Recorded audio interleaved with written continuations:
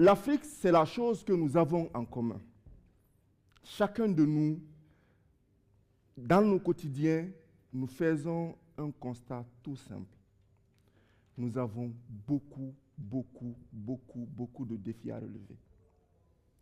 Que ce soit des défis liés à l'éducation, des défis liés à la santé, des défis liés à la gouvernance, à l'enseignement, tous azimuts.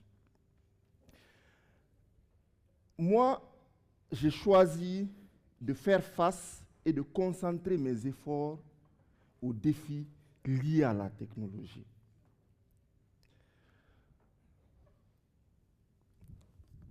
Alors, ce choix ne vient pas de nulle part. En réalité, depuis ma tendre enfance, j'ai toujours eu plusieurs questionnements, plusieurs choses qui me venaient à la tête lorsque je côtoyais ou je rencontrais un outil technologique, comme vous le savez, qui sont tous omniprésents dans nos vies. Et les questions étaient les suivantes. Qui fabrique ces outils? Où sont fabriqués ces outils? Comment les fabrique-t-il? Et à aucun moment, je n'ai eu une réponse qui correspondait à l'Afrique. Aucun de ces outils ne venait d'Afrique. Aucun de ces outils n'était buildé par des Africains pour la plupart. Donc, en grandissant, la phase d'adolescence, maintenant ma vie d'adulte, ces questions continuent encore à me hanter, je vais appeler ça comme ça. Sur cette image, il y a, pour ceux qui le savent et qui s'intéressent à l'espace, il y a une fusée très particulière, parce qu'à date, c'est la fusée la plus puissante au monde, qui est censée envoyer l'homme sur Mars. À chaque fois que je vois les tests de SpaceX de cette entreprise, je me dis, mais pourquoi pas nous? Pourquoi d'ailleurs on ne se pose pas la question? D'ailleurs, j'ajoute un peu d'ego. Mais ils sont qui pour faire ça et pas nous, en fait? Pourquoi nous ne nous intéressons pas à des choses comme ça, à des problématiques comme ça? Il suffit de regarder dans la salle les gadgets, les téléphones, cet outil, ce projecteur, rien n'est produit par nous. C'est la vérité. Malheureusement, on fait partie des derniers de la classe. Soyons honnêtes, reconnaissons-le. Mais ce constat de faiblesse ne doit pas nous définir. Au contraire, ce constat de faiblesse est une opportunité pour nous de construire notre avenir. De construire un avenir dans lequel nous serons aussi sur un podium. Sur ce, dans mes nombreuses introspections, juste à la fin de la fac, j'avais juste 23 ans, j'ai décidé, à la lumière de toutes les informations que j'avais, d'être entrepreneur, de créer une entreprise qui s'appelle Nimba Solutions. Nimba Solutions, c'est une entreprise qui œuvre dans la transformation digitale. Mais pour moi, c'est un moyen par lequel je veux répondre ou je veux contribuer à répondre aux défis technologiques de l'Afrique, tout simplement. Au début, j'étais seul. Quelques mois plus tard, je me suis rendu compte que, en réalité, si je veux être logique et honnête, je ne peux pas réaliser tout seul ce que je veux. Je ne peux pas seul faire face à cet immense défi. Donc, la première chose que j'ai faite, j'ai ouvert le capital de l'entreprise, non pas à des gens fortunés, mais à des leaders comme moi, qui veulent faire la même chose que moi, qui veulent résoudre les mêmes problèmes que moi. Quelques mois plus tard encore, je me suis rendu compte que cela n'était pas suffisant. Cette seule entreprise ne pouvait pas être capable de réponse face à l'immensité des défis technologiques de l'Afrique. Mes associés et moi, on décide de changer de méthode. Au lieu de chercher à bâtir une entreprise à travers laquelle on va apporter notre pierre à l'édifice, on va essayer de bâtir plusieurs autres entreprises en collaboration, en association avec d'autres leaders qui ont ce feu, ont cette flamme en eux de réaliser, on va appeler ça la prophétie. Parce que comme je l'ai dit au début, on ne restera pas éternellement les derniers. Il faut qu'à un moment, que nous aussi on soit sur le podium.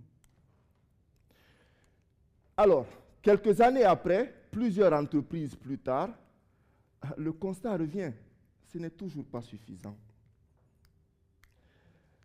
Voyez-vous, en regardant simplement les nations qui sont pionnières dans cette discipline, on se rend compte que ce n'est ni une personne, ni une dizaine de personnes, ni une centaine d'entreprises qui créent le changement.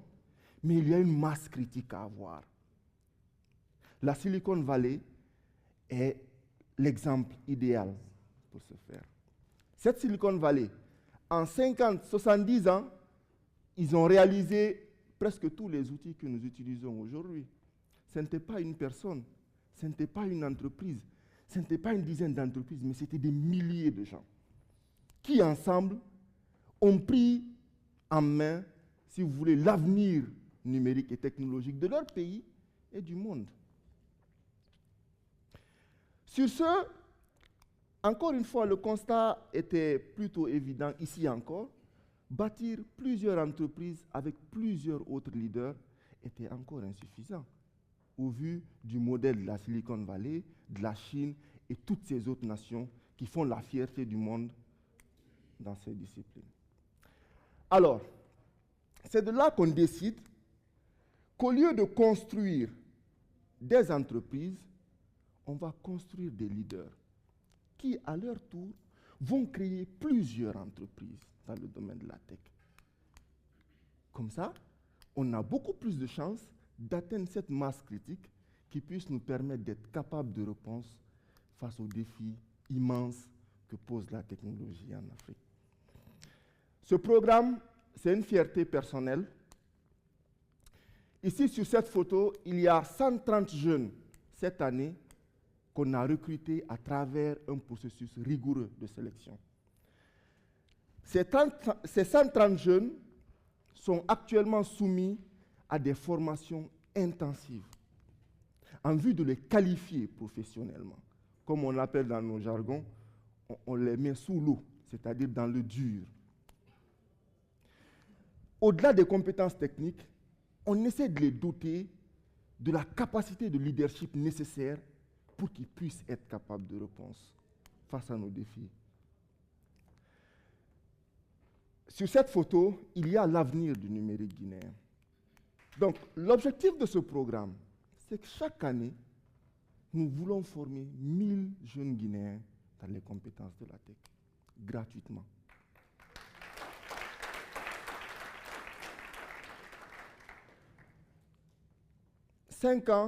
Dans 10 ans, on sera là. Peut-être qu'on aura les résultats que nous, on souhaite en tout cas, qui sont ceux de contribuer à ce que l'Afrique revienne sur le podium. Parce qu'on ne peut pas rester dernier éternellement, encore une fois. Pour ceux qui nous ont côtoyés un peu, ils comprennent la logique dans laquelle nous travaillons. Voyez-vous, on n'a pas atteint l'étape, nous les Africains, d'être dans une concurrence entre nous. Que ce soit dans nos petites familles, que ce soit en amitié, que ce soit même dans les entreprises. On est au sous-sol. On n'a pas atteint cette étape-là encore. Peut-être demain, quand on aura construit les bases sur lesquelles l'Afrique se développe, nos petits-enfants ou nos petits-petits-fils peuvent se permettre cela parce qu'ils ont tout déjà. À ce stade, nous devons poser des bases. Je termine par cette citation de Frantz Fanon que beaucoup de gens connaissent. Chaque génération découvre sa mission et elle choisit de la trahir ou de la remplir.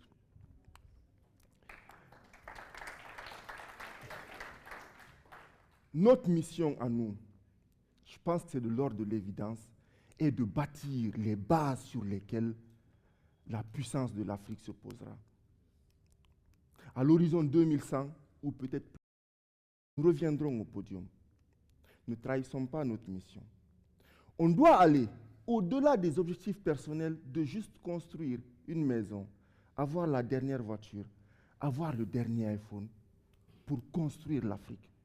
L'Afrique qu'on veut, l'Afrique qu'on va léguer à nos descendants. Merci beaucoup. Ah, j'ai respecté l'heure. Hein.